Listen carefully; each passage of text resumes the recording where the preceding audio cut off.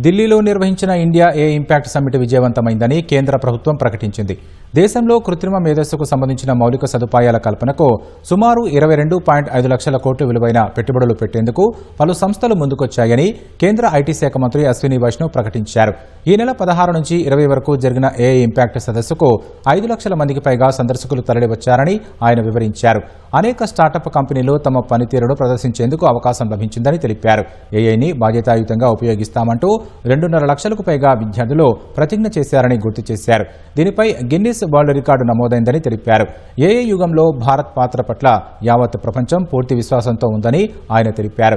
టెక్నాలజీలో భారత సత్తాను గుర్తించిందని ఆయన పేర్కొన్నారు. సదస్సు తీర్మానాలకు సంబంధించి ఇప్పటికే 70 దేశాలు సంతకాలు చేశాయని, రేపు సదస్సు ముగిసే సమయానికి ఆ సంఖ్య 80కి చేరుతుందని వివరించారు.